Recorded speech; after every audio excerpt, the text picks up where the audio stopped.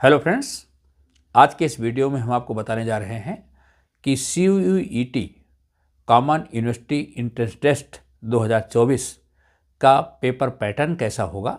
बहुत से विद्यार्थियों के प्रश्न आ रहे हैं कि CUET का एग्ज़ाम किस तरह होगा, क्या पेपर पैटर्न होगा, किन किन सब्जेक्ट का एग्ज़ाम होगा और उनके कुछ और भी सवाल हैं। उन सभी सवालों का उत्तर आपको इस वीडियो में प्राप्त होगा और मेरा मानना है कि अगर आप इस वीडियो को देखते हैं तो आपको पेपर पैटर्न की जानकारी भी होगी, पेपर की वेटेज की जानकारी होगी, साथ ही साथ और भी जो शंकाएं हैं उन सब का निराकरण आसानी से हो जाएगा। CUET 2024 का जो एग्ज़ाम है ऑनलाइन और ऑफलाइन दोनों मोड में इस बार है। इसको हाइब्रिड मोड कहते हैं। तो पहली बार ऑनलाइन और ऑफलाइन दोनों मोड में परीक्षा आयोजित होगी। परीक्षा की तिथि 15 मई से 31 मई के बीच होगी और परीक्षा 3 पारियों में होगी। परीक्षा आयोजित कौन कर रहा है? NTA के द्वारा परीक्षा आयोजित हो रही है। तो इसलिए आप पूरी तरह से पेपर पैटर्न को समझ लें, किस तरह से एग्जाम की आपको तैयारी करना है। CUET के लिए जो पेपर हैं उस पेपर में 3 पार्ट हो, section 1A, section 1B, section 2 और सेक्शन 3। 3 पार्ट होंगे। सेक्शन 1A में लैंग्वेज होगी। 13 भाषाएं सेक्शन 1A में हैं, जिनमें से किसी एक भाषा को आप अपना माध्यम चुन सकते हैं। भारत की प्रमुख 13 भाषाएं इसमें रखी गई हैं 1A में। इसमें से किसी एक भाषा का चुनाव कर सकते हैं जो आपकी परीक्षा का माध्यम भी होगा।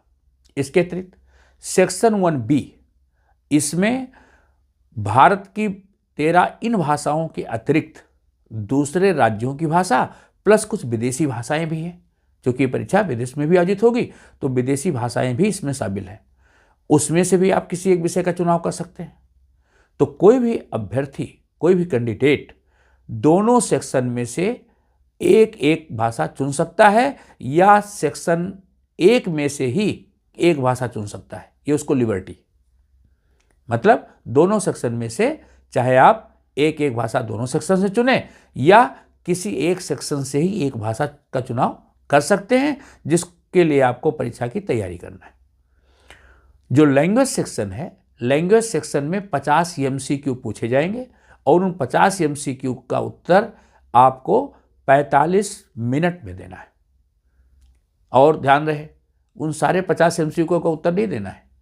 उन 50 MCQ में से केवल 40 MCQ का उत्तर देना है। तो आपको 40 प्रश्नों का उत्तर 45 मिनट में देना है। तो ये बात हो गई सेक्शन 1A और सेक्शन 1B के बारे में। अब सेक्शन 2 के बारे में बात करते हैं।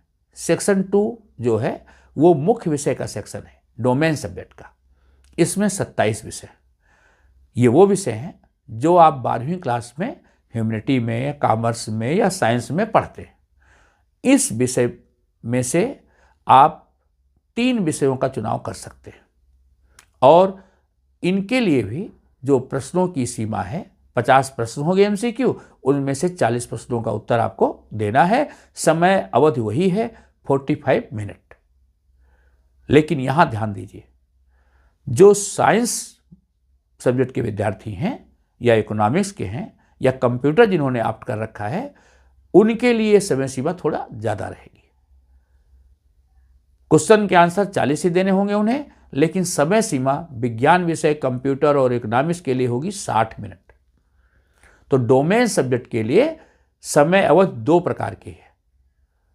ह्यूमैनिटीज के लिए 45 मिनट, साइंस सेक्शन के लिए 60 मिनट। ओके। जो तीसरा सेक्शन है जनरल टेस्ट, इसमें जनरल अवेयरेंस के, करंट अफेयर्स के, मेंटल एबिलिटी के, क्वांटिटेटिव एप्टीट्यूड एंड रीजनिंग के प्रश्न पूछे जाएंगे। ये MCQ होंगे और इसकी समय अवधि होगी 60 मिनट। 60 मिनट होगी, 50 प्रश्नों का उत्तर देना पड़ेगा।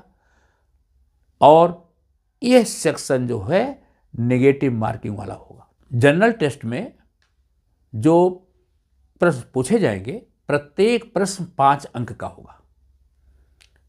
60 प्रश्नों में से आपको 50 प्रश्नों का उत्तर देना है, लेकिन यदि कोई प्रश्न आपका गलत होता है तो उसके लिए नेगेटिव मार्किंग होगी।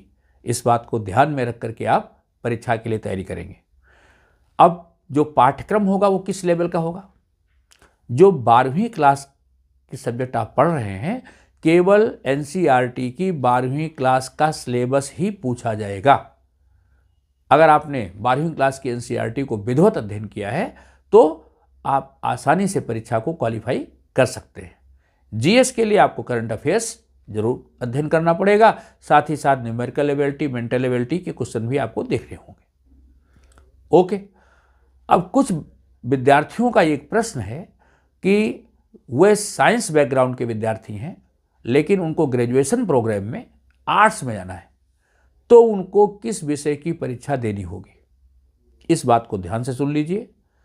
जो विषय आपने 10+2 में पढ़ा है, मतलब 12वीं में जिस विषय को आपने पढ़ा है, उसी विषय का डोमेन आप चुनेंगे। मान लो मैं विज्ञान विद्यार्थी हूं, तो मैं विज्ञान का विद्यार्थी होने के नाते मैंने फिजिक्स, केमिस्ट्री और मैथ पढ़ रखी है, तो हम फिजिक्स, केमिस्ट्री और मैथ का ही एग्जाम सीयूटी में देंगे। और इसी स्कोर के आधार पर अगर हम ग्रेजुएशन में आर्ट्स में जाना चाहते हैं तो हम आर्ट्स के सब्जेक्ट ले सकते हैं। बिल्कुल शंका दूर हो जानी चाहिए। विज्ञान वर्ग का विद्यार्थी है तो विज्ञान विषय के डोमेन सब्जेक्ट चुनेगा।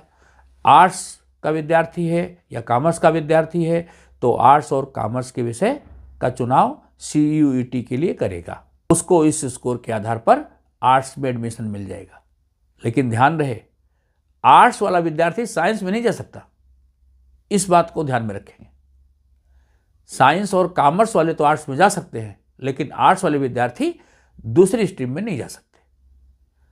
ओके, मैं समझता हूं कि आपकी सारी शंकाओं का समाधान मिल गया होगा। इस तरह से आप अपनी तैयारी करें और अपनी मनचाही यूनिवर्सिटी में आपको एडमिशन आसानी से मिल जाए। Good luck, thank you.